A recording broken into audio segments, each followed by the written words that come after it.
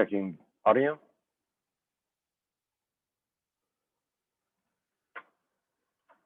All right.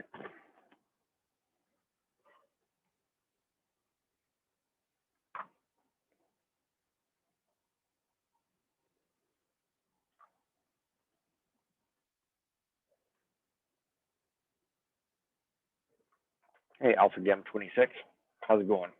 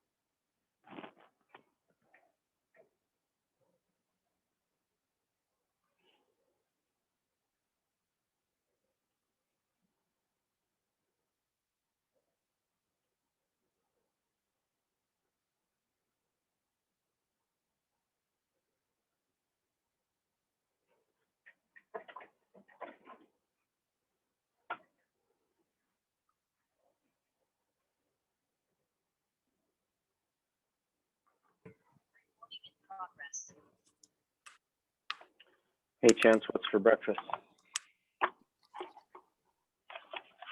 Cereal? Oatmeal. Oatmeal, okay. Never have liked oatmeal, the whole texture of it. Never could really get behind. More of a cream of wheat fan myself. It's oatmeal with strawberries and cream, so I don't know if that's a little more your side, but yeah, that might help improve it. Does it come made that way, or do you add things to it? made that way. Okay.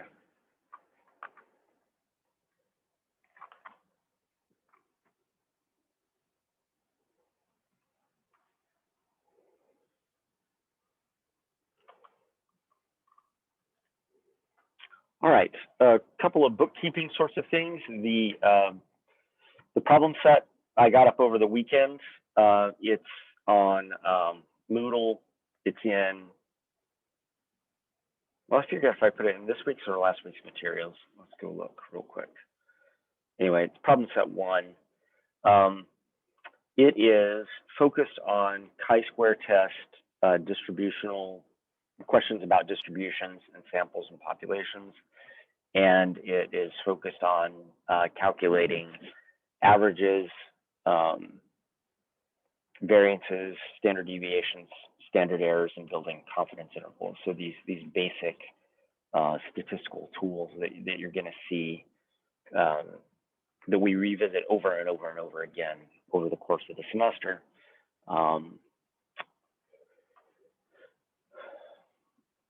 And so that's also what the exam that is a week from today is going to be focused on, is these same issues. So you should expect on the exam to have to conduct a chi-square test of independence, a chi-square test of homogeneity, a chi-square test that is a goodness of fit test. You should expect to take small data sets and calculate the mean, the variance, the standard deviation, the standard error of the mean, and the 95% confidence interval, and then make decisions about whether or not means are different from one another based on those kinds of summary statistics, in particular, the 95% confidence interval. So the problem set is in last week's material, so 14th to the 20th. Today is the 22nd. So the problem set is there. It's due on Friday. At the end of the day on Friday, I'll post the key to that so that you can have that to check your work over the weekend and use it to prepare for the exam. Also, for today, there are February 22nd materials on the Moodle site. You need to open that up, and you definitely need to open the Shapiro Wilt test.csv file and the Shapiro.pdf file, because we're about to use those in just a few minutes. So for the test on Monday, definitely you need to have a calculator handy. The way we'll do the test is I will put it up on the Moodle site as both a Word file and as a PDF, and you can fill out the test at your computers or on your iPad using your Apple Pencil, and then when you're done, you'll save that as a PDF and you'll upload that to the Moodle site in the same way that you will have been uploading homework assignments to the Moodle site. So that'll be that. So the best way to prepare for that test is to actually practice doing chi-square tests and things like this, and that's what the problem set is designed to get you doing. That is now on the Moodle site. So definitely be working through that this week. We won't have class on Wednesday, but between now and Friday, if you have questions about the problem set, just email me or schedule an appointment with me, and we will we'll make sure that you're working through those things correctly.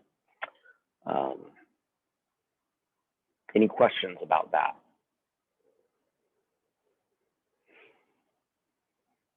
Hayden, is your room cold? You look cold.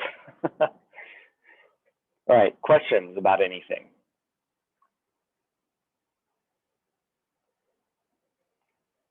All right, then today what we need to get through is we need to get through testing normality, and I think we'll be able to get through that.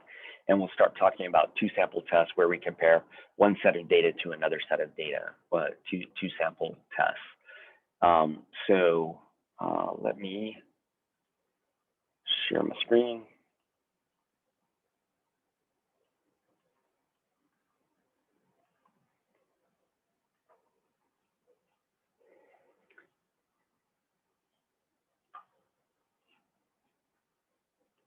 So can you guys see my PowerPoint? Is that a yes, Hayden? Okay, all right, yeah.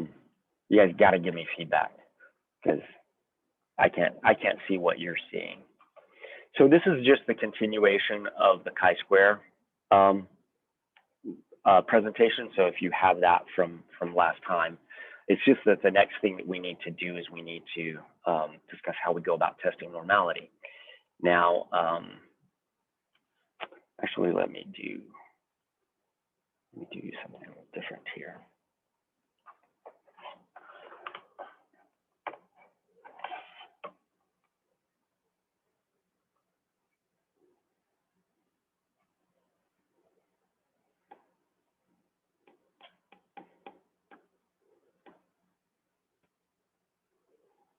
That actually worked.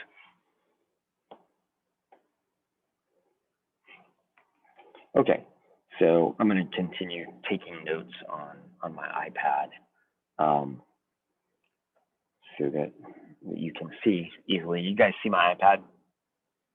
Okay, so one question that you might ask is, why do we go about the process of testing normality? And it's a good question because we know from the central limit theorem that a population doesn't need to be normally distributed for the distribution of sample means to be normally distributed. This is one of the tenets of statistics, one of the things that makes doing statistics possible. So remember that the central limit theorem illustrates that the distribution of sample means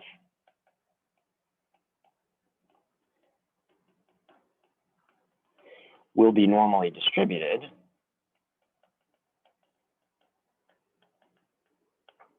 regardless of the underlying shape of the population.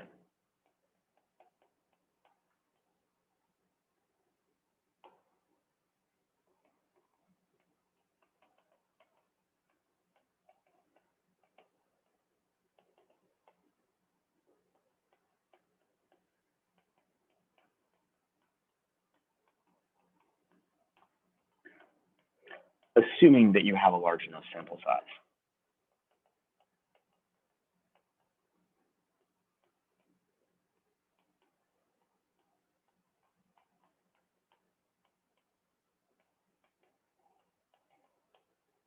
And most people think around 30 is what you need. And that conforms to kind of what we did with the card drawing exercise. So if the central limit theorem is true, then why would we go about testing the normality of a sample set of data?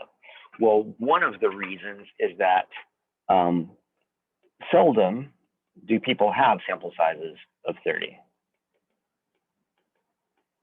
Usually we have a sample size of 10, a sample size of 5, a sample size of 15.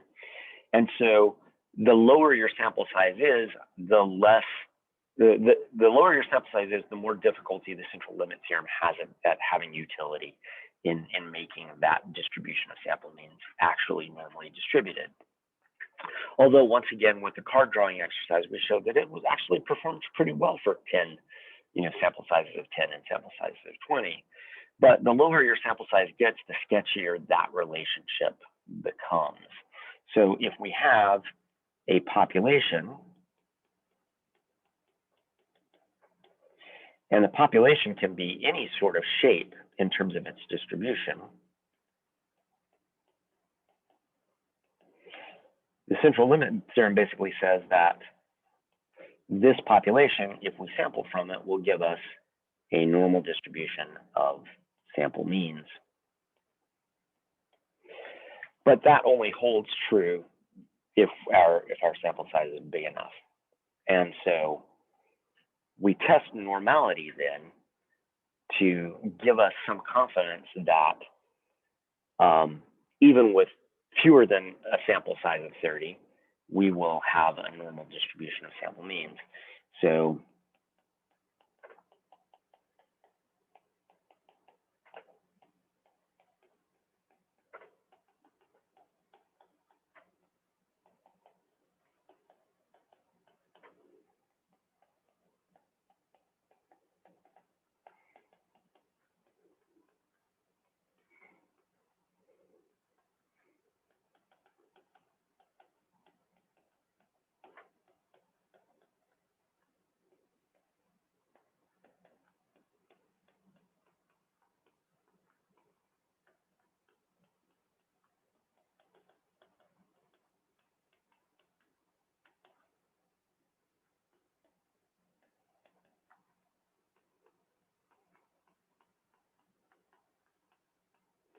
the reason that we test normality is that if your underlying population is normally distributed, then the sample that you draw from that population should be normally distributed, and certainly your distribution of sample means should be normally distributed.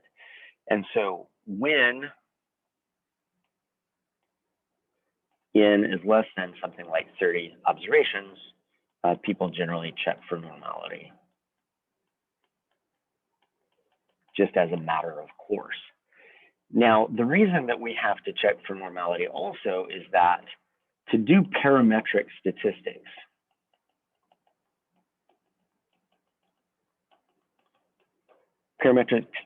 where we're going to use a parameter like a mean that we want to make a decision about,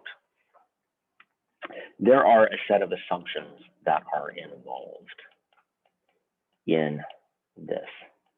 In order to do parametric statistics, the first main assumption is the assumption of independence. What this means is that each datum that you measure is independent of other data.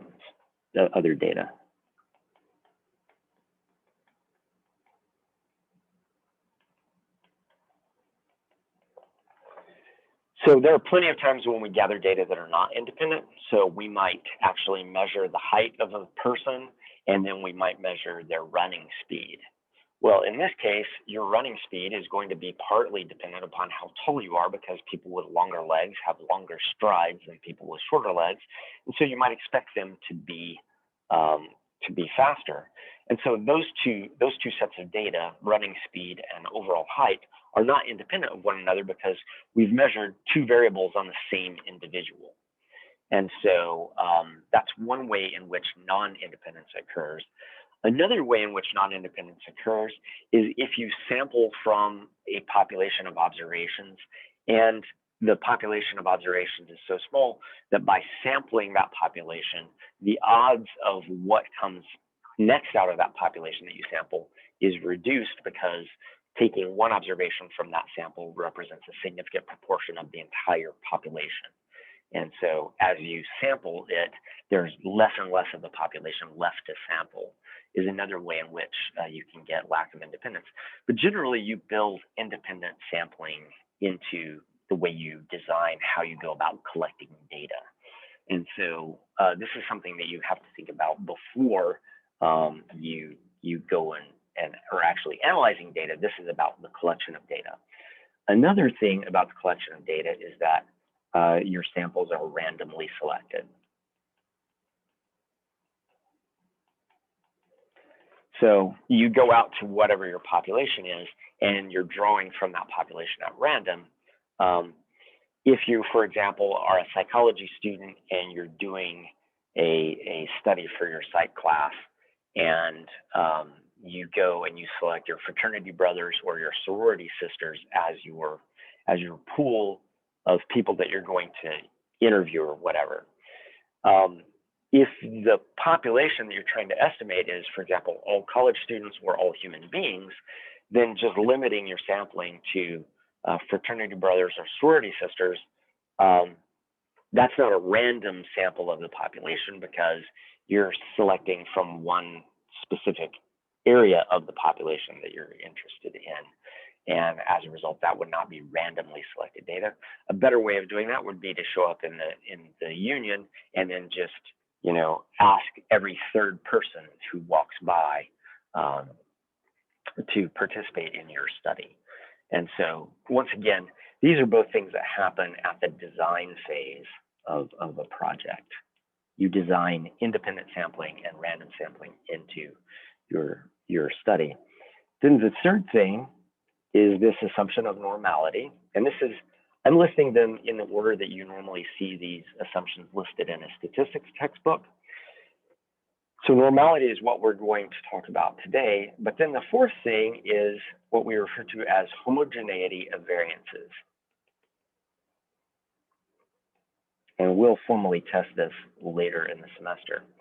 What the homogeneity of variances means is that the two populations that you're drawing from should be similar in terms of the spread of the data.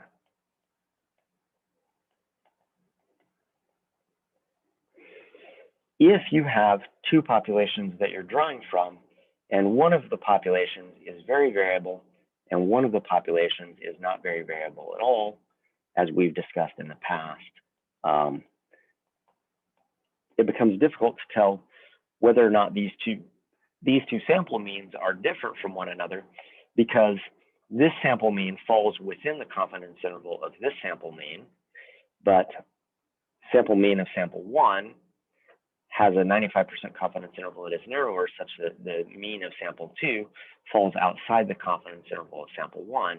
And so you have this ambiguous conclusion, depending on whether you're asking if sample 2's mean fits within the confidence interval of sample 1, you would say they are different.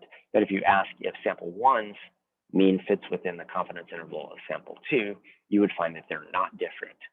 Well, if looking at it one way shows you that they're different, and looking at it another way shows you that they're not different, well, what's the actual answer? Well, you can't really know the answer. And the reason that you can't know the answer is because these two populations have much different distributions in terms of their overall spread.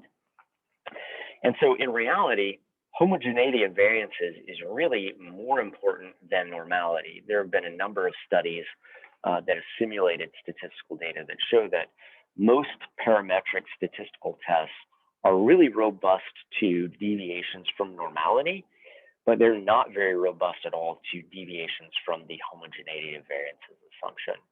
And so when I write these, I will usually make the homogeneity of variances assumption the third assumption, and the normality assumption the fourth assumption, because the normality assumption is really the least catastrophically bad assumption to violate. If you violate the homogeneity of variances assumption, you're really not left with very many options in terms of alternative methods in in statistics. And since we're going to be talking mainly about parametric statistics, you need to be aware of these assumptions, which ones of these you can break and which ones of these you can bend. You guys seen the movie The Matrix? Keanu Reeves first gets out of the Matrix, and then Morpheus is trying to teach him how the Matrix is just a computer simulation, and it's based on rules. One of the things that he tells to Neo at that point is there are a set of rules that govern the Matrix. Some of these rules can be bent, and some of these rules can be broken. You can bend the normality assumption to your will because it's just not really that important. The homogeneity of variances rules are rules that are really difficult to bend and impossible to break. It just really makes making decisions in statistics difficulty if you have variances that are radically different from one another. Questions at this point?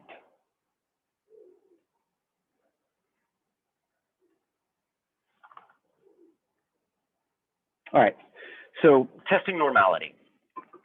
We are going to use the Shapiro-Wilt test. It's pretty much the accepted standard nowadays in statistics. When I first learned about statistics, we used a different method, but this is the method that has been developed. When you see an equation like this, what first goes through your mind?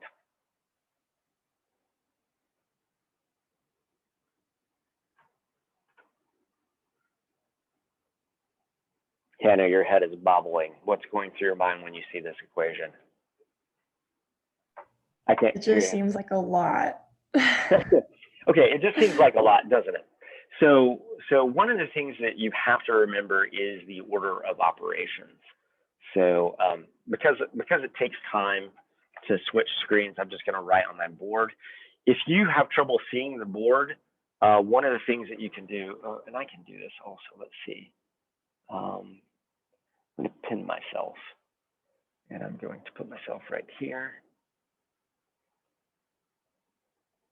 And I'm going to make this big so that it appears on the recording big. Okay, I can't seem to make it any bigger. All right. What's the order of operations?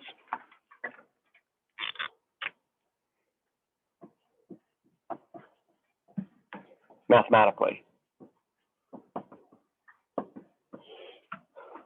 Somebody tell me.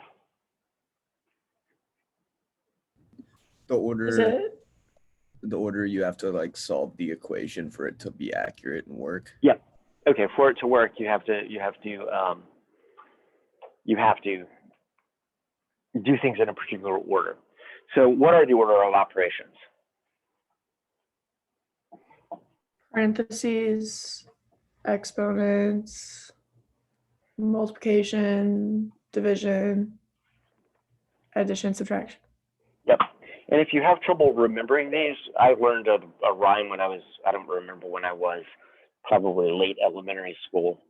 Please excuse my dear Aunt Sally.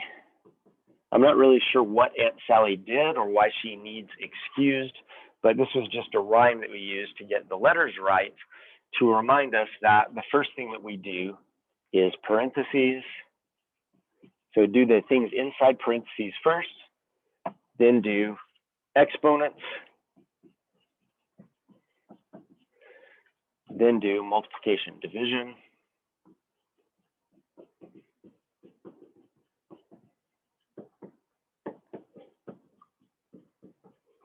and then do addition and subtraction last.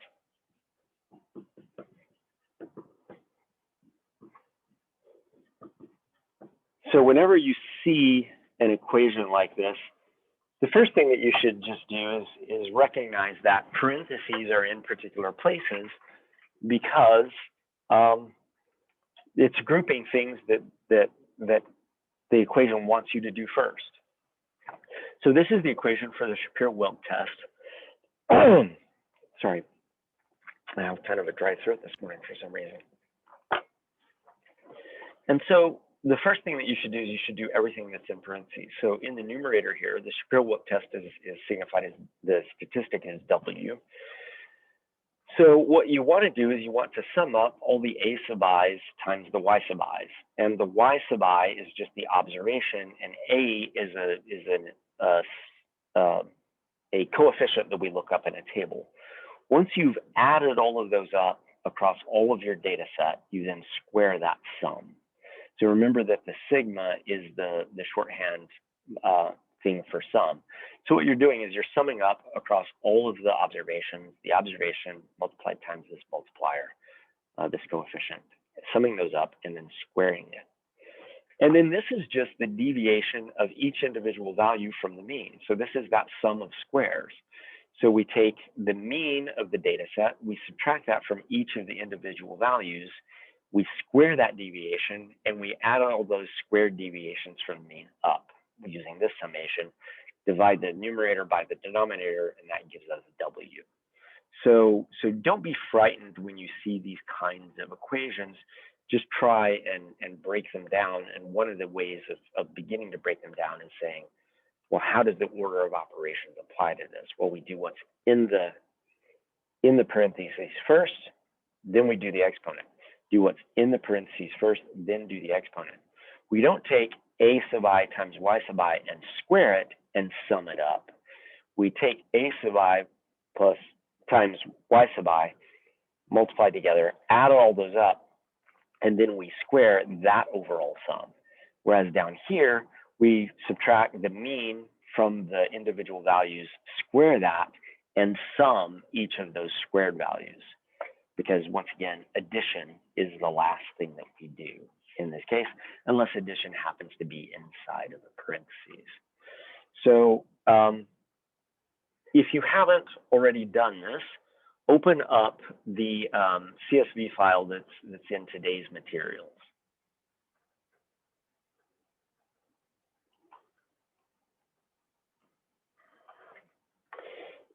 In that file, you should see a data file that looks kind of like this: 118, 128, 128, 128, 118, 112, 109, 123, 119, 126. So there's 16 values here, and I've actually, in that data file, I've actually put those, numbered those values from 1 to 16. Well, the first thing that you have to do when you're doing a Shapiro-Wilk test is you have to take these data and sort them. And so you can, in the Excel file, let me go and get my Excel file that I've done this in. So one of the things you can do, can you guys see an Excel file now on my screen? Yep, is you can actually just copy these. So I'm just going to copy this data set and plunk it into this column. And then once it's in there, you can go up here to data and sort, and you can sort in from lowest to highest. So now 104 is in the first slot, where 118 was in the slot before that. So it goes 104, 109, 12, 14, 16, 18, 18, 19, 21, 23, 25, 26, 26, 28, 28, 28. And then once you have that sorted, you want to get the mean value.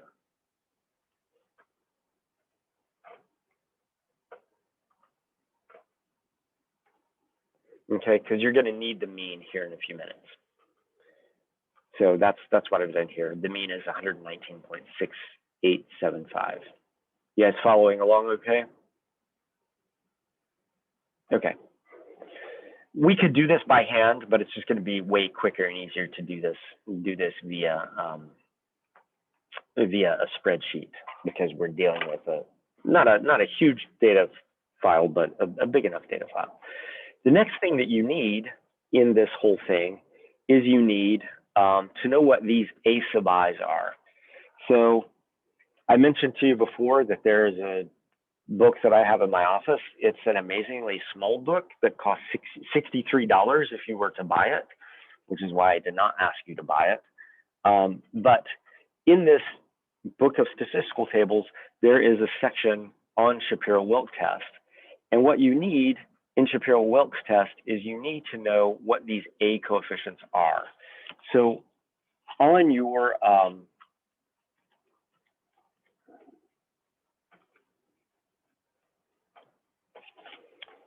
in your materials from today, there is actually a list of tables called coefficients A sub I for Shapiro-Wilk's test. And it gives you a set of tables that tell you what the coefficients are for any given sample size.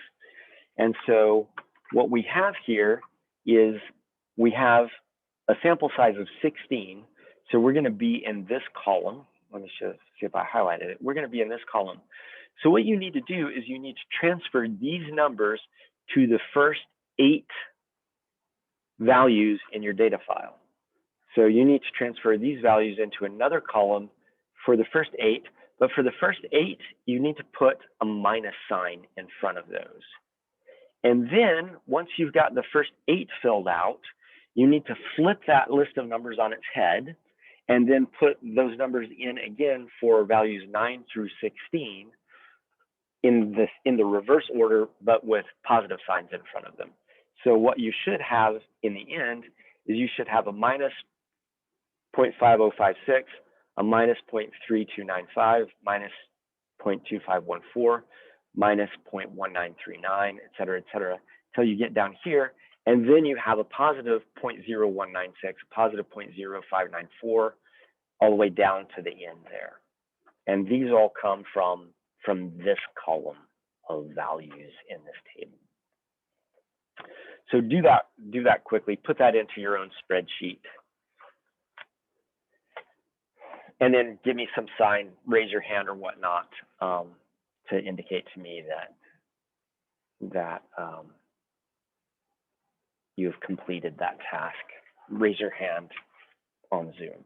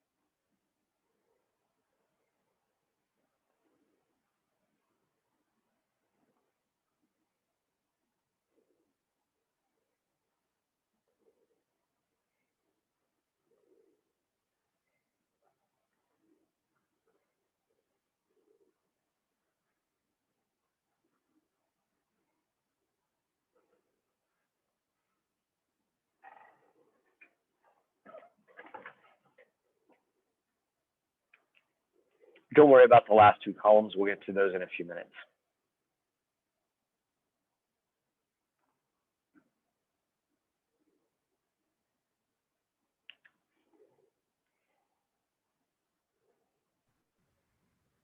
I have a question. Yeah. Well, actually, I'm a little bit behind. I'm still on, like, trying to sort the Yeah. YI. Mm-hmm. Every time I do it in my Excel file, it like changes my Y and my YI, so I don't know how to, like, even when I'm selecting the correct column, both. Gotcha. So if you copy this column here, so I'm going to copy it and I'm going to paste it here. So when you go to sort, it's going to ask you, data outside your current selection won't be sorted. That's fine. We don't want it to be sorted. So we don't want to expand the selection. We want to continue with just the current selection. And so now it just sorted that one column. Does that make sense? Does that help? Thank you.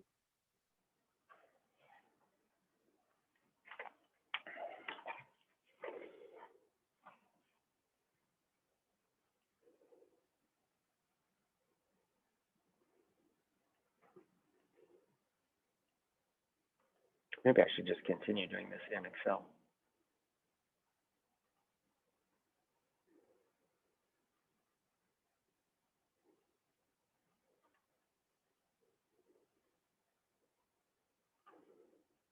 Since you guys are working in Excel also.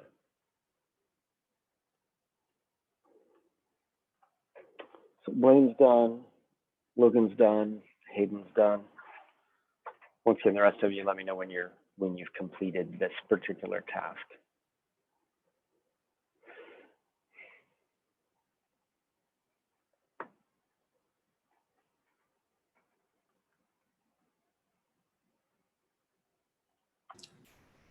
Well, sorry, what's the next step after you sort the y values? Okay, so the next step after you sorted the y values, you're just putting in these coefficients, and these coefficients come from this table of values that you get from a book of statistical tables, and it tells you for n of 16 what the value should be, and you put these in order from value 1 to 8, but the first half of your data set has negatives in front of it. The second half of the data set, you flip these things in terms of their order so that they're in reverse order, and they all get positives. So what your column should look like is, let me set these next to one another. It's 0.5056, 0.03295, but these are all negatives for the first 8. And then you just put that data set, those coefficients in the reverse order with positives in front of them for the second half of your data set. And these are just the coefficients that are used in the Shapiro-Wilk test. You don't really need to know where they come from or anything else.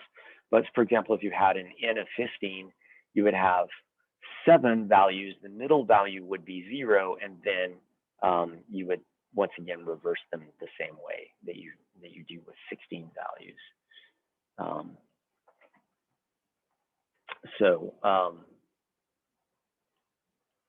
that's where this column comes in. So when you have that column entered, just let me know that that column is entered. And then the rest of the calculations are pretty easy to figure out.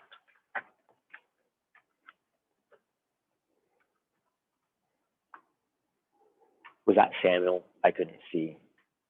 Yeah. Yeah, thank you. Sure.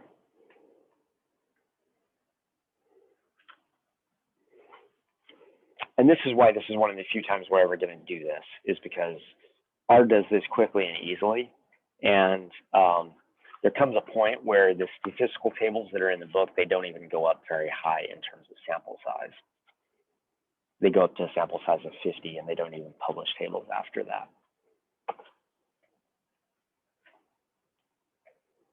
Because with the sample size of 50, you really don't have to worry about the normality assumption any longer.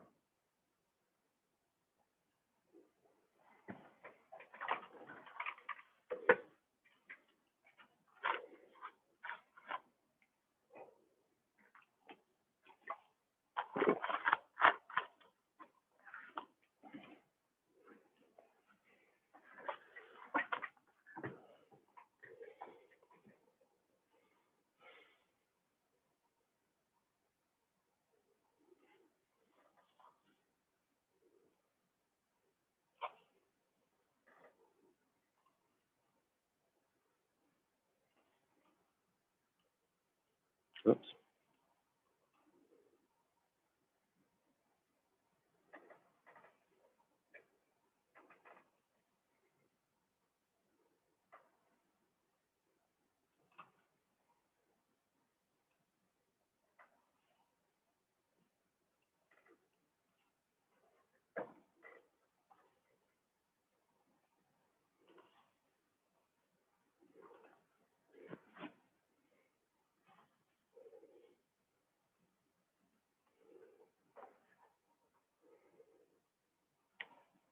Haley, Hannah, Samuel, you guys still working? Oh, you're done. Haley, Samuel. I'm almost done. Okay, Blaine, you're done. Yes. Okay.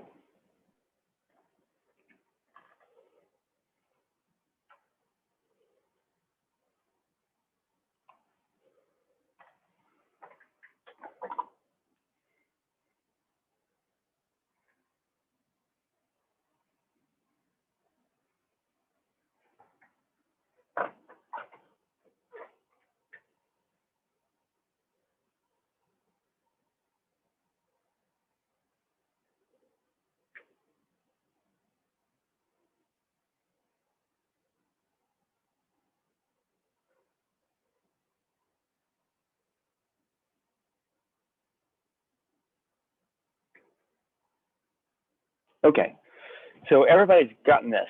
So this column that I've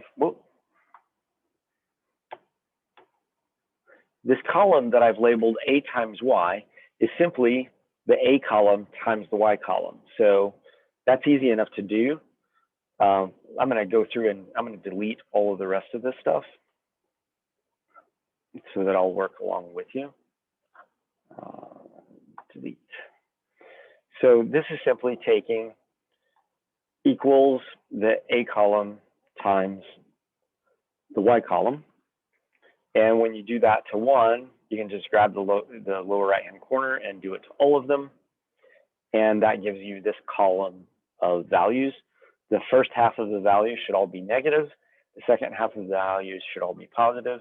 And then the next thing that we want to do is we want to come up here and we want to sum them. Then once we've created that sum, we now want to take that sum and we want to raise it to a power of 2, squaring it, which should give us 741.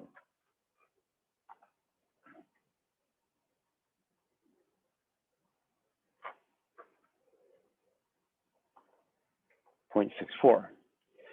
So that's simply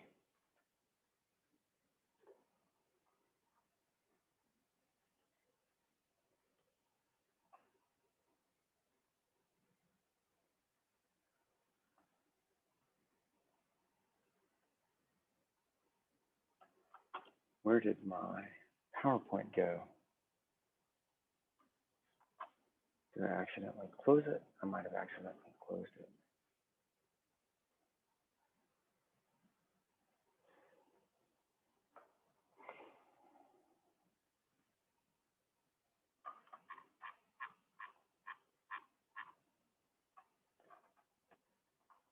What we just did was we just calculated the numerator of this. A times Y summed up and squared. That is what is at the bottom here. We took A times Y, we summed it up, we took that sum, and we squared it. Now what we have to do is we have to do the denominator here, which is take the mean value, subtract that from each of the individual observations, take that difference, square it, and add it all up. So how do we do that in Excel? Well, we can go in here and we want to basically give ourselves a couple of parentheses. We want to take the value right there, subtract from that value the mean, but we want the mean to be a static cell reference. So we put a $sign in front of the C and a $sign in front of the 18. And then we take that whole thing and we square it. And actually, I didn't need two of those. Once again, this is just the numerator of the sample variance. So recall that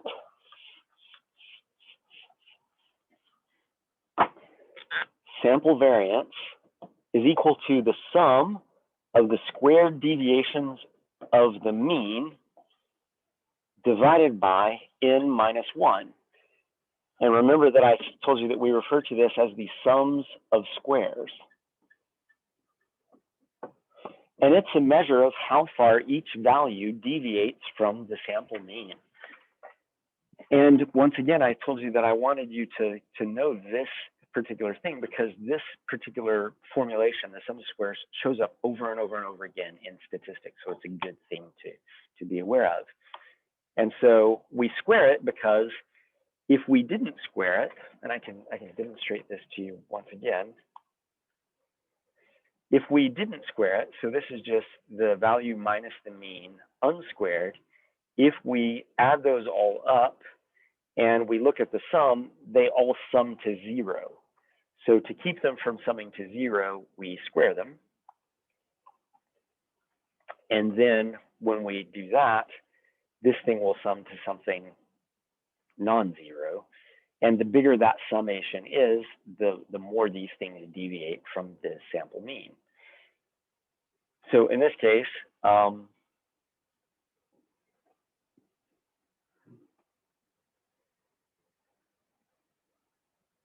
yep, that's working. Once we've done the square deviations from the mean, now we want to sum those all up. And that gives us 799. So this thing here is the numerator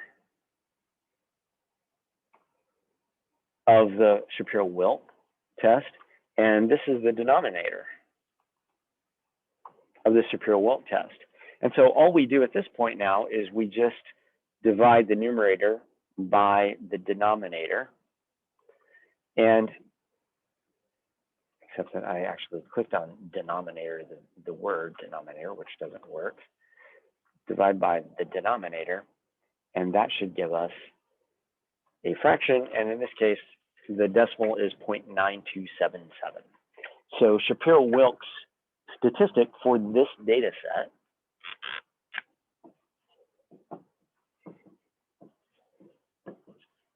is 0.9277. Give me a raised hand when you've completed this section. I think I missed it, but how do you find the mean of the y sorted on Excel? The mean, so you can basically just put your cursor down here in a blank spot and go up to AutoSum. And under AutoSum, you can click on average and it'll just automatically do the numbers above it. Okay. The other way you can do it is just do it old school and say equals average, open a parentheses, and then highlight the cells that you want it to average.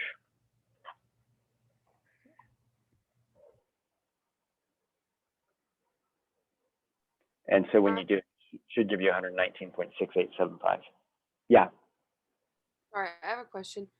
Yeah. I have for the last column, my like first row is right, but everything else is different. Even like when I pull it down. Do you mind like hovering over your equation really quick?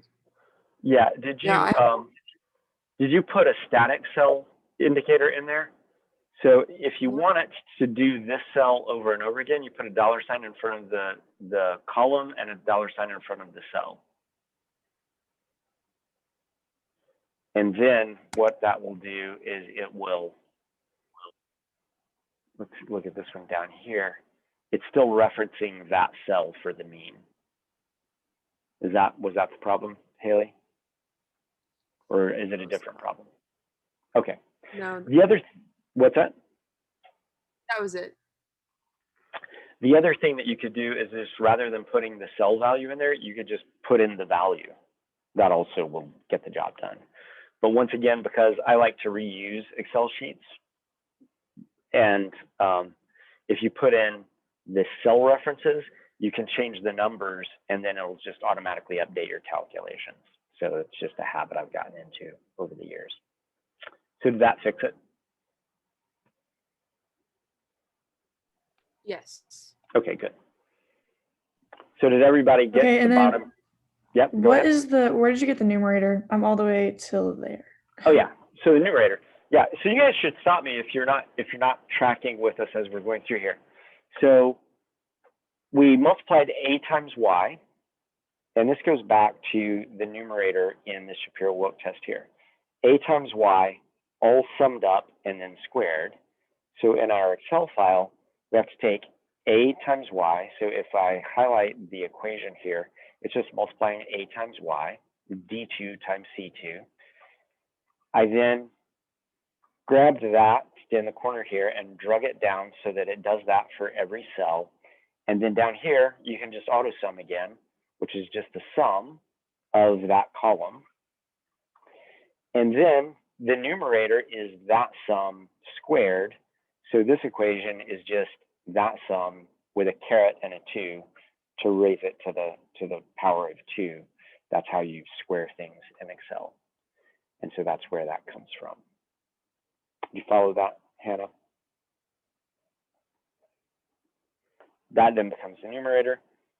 And then the sums of squares is just the denominator. in this case.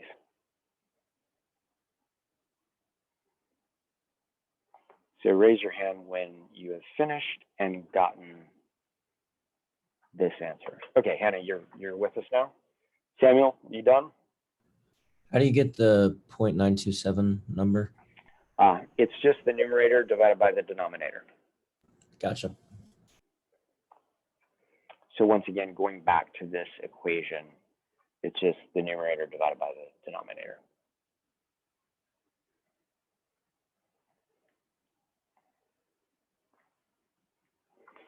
And once again, when you're doing things in Excel, you can always tell what you're referencing by going up here to the formula line and clicking on that, and it highlights what is what.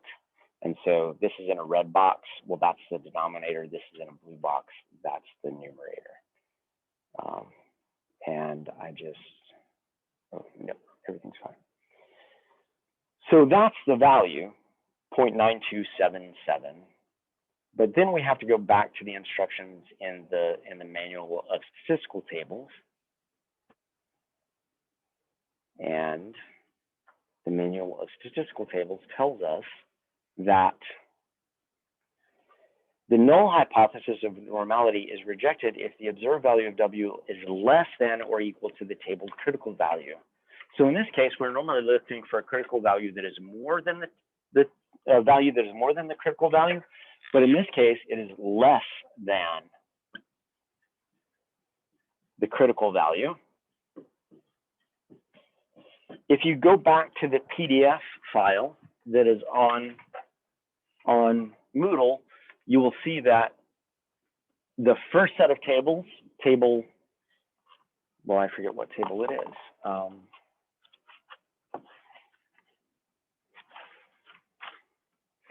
Table LL is the actual A coefficients. Table MM is the critical values. And when we look at those critical values, what we see is a table that looks like this. So we would come down to sample size of 16. The critical value in this case is 0.887.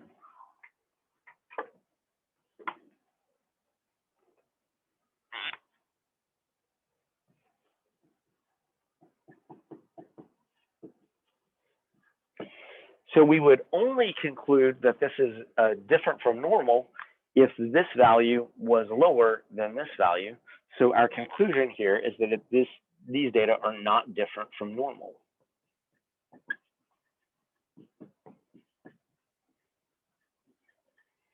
So this data set satisfies the normality assumption.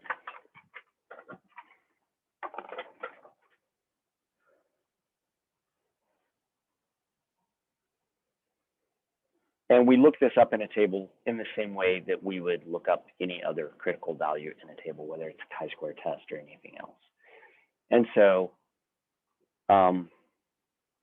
that's pretty much how Shapiro-Wilt tests normality. It's complicated and a little confusing, and it's not necessary that we ever do this again. So you won't be asked to do this on the exam. You won't be asked to do this again, except I think there's one question on a homework assignment just to walk you through the steps again so that it gets fixed in your head how it works. But I'm never going to ask you to do this on a test. It's too time consuming. It's too much of a pain in the butt. And we have computers for doing this anyway. But that is the test for normality. Questions about that?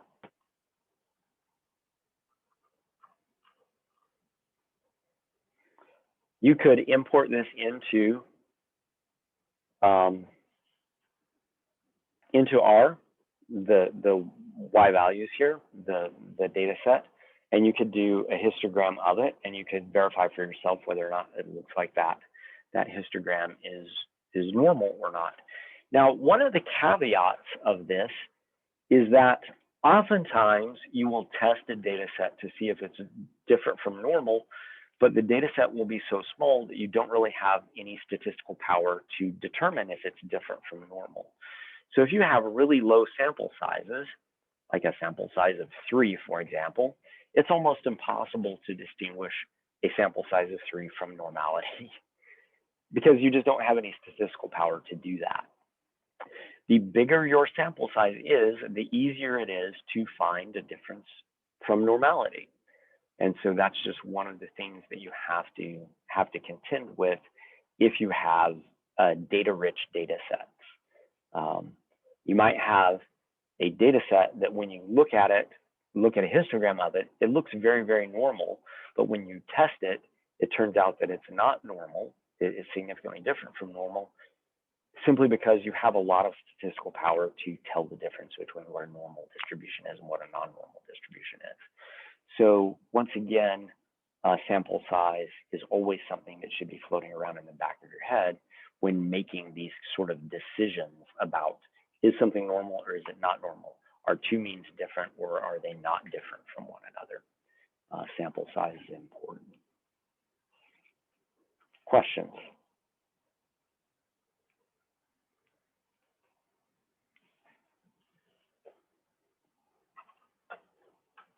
All right. This next thing we're going to do, I actually haven't uploaded the Excel file yet because I wasn't sure we were going to get here. So let me do that real quick. I'm gonna.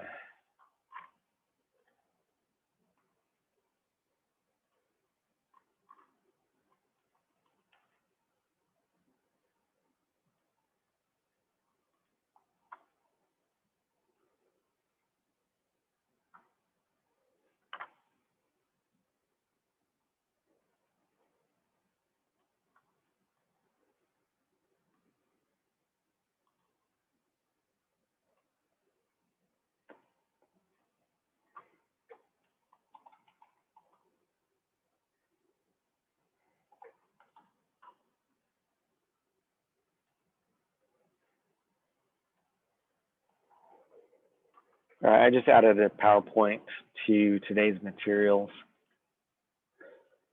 So some of the simplest tests that we can do are two sample tests.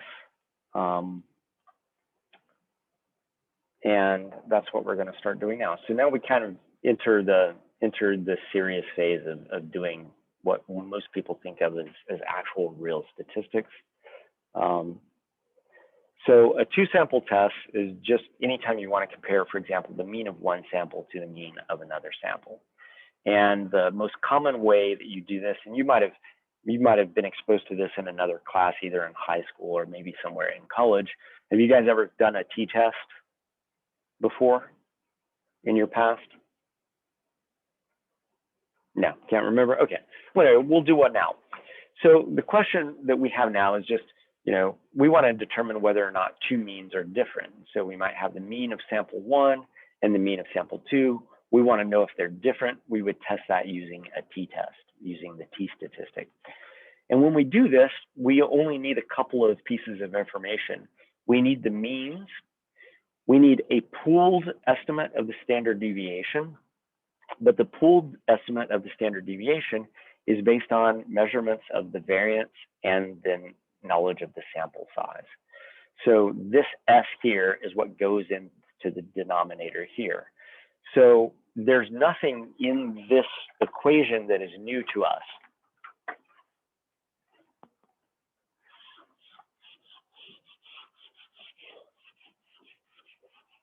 We know how to calculate the mean, right?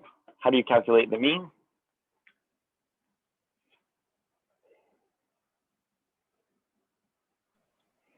Sum divided by n. So it's the sum of the y values divided by n. And if we're going to do this for sample 1, it's the sum of the y values in sample 1 divided by the n of sample 1. We want to know the variance of sample 1. So what is the variance? What's the equation for the variance?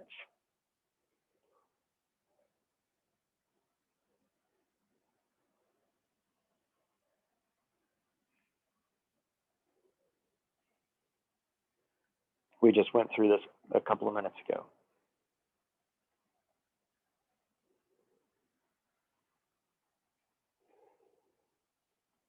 which is the sum of what? Sum of squares. Yep, it's the sums of squares, which is the sums of squared deviations of each value minus the mean of that sample squared divided by what?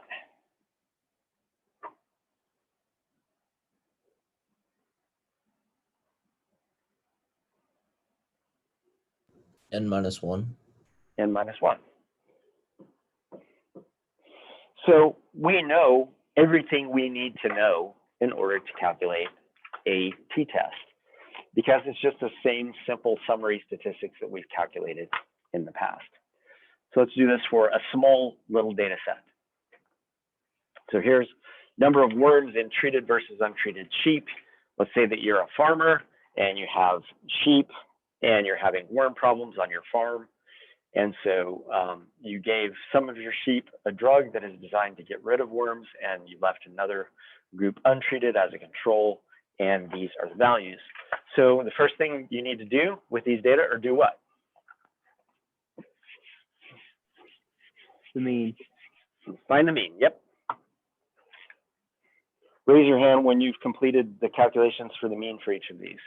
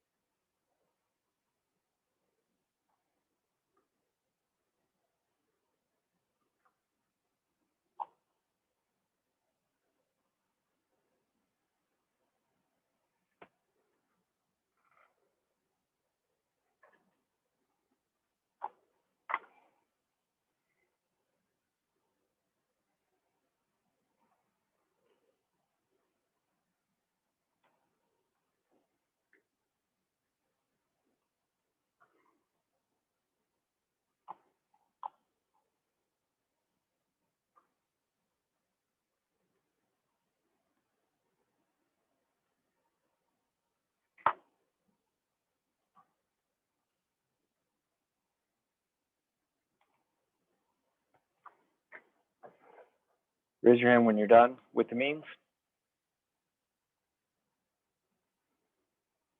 Everybody done? Hannah? Okay. So what do you guys find for the mean?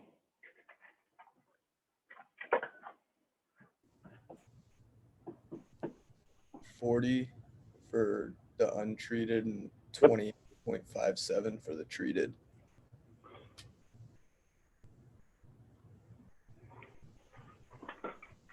$20.57. Is that what the rest of you got? 28.57. 28.57. All right, 28.57 is what I got. Okay, we're at time for today, so it's 8:50. What's the next step in calculating the t-test? Sum of squares. So the next step is going to be to find the sum of the squares so you can calculate variance. You need variance so you can calculate this pooled sample variance estimate. So what I want you to do in preparation for Friday is go through and calculate the pooled sample variance. You already have the means. Calculate what the t-statistic is, and then go to Daniel Soper's website and look up what the p-value would be for this particular comparison, and we'll start there on Friday. You guys feel confident you can work through this equation?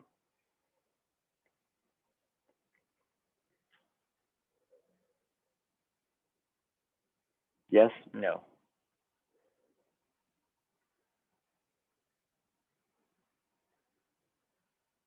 Okay, once again, just pay attention to the order of operations.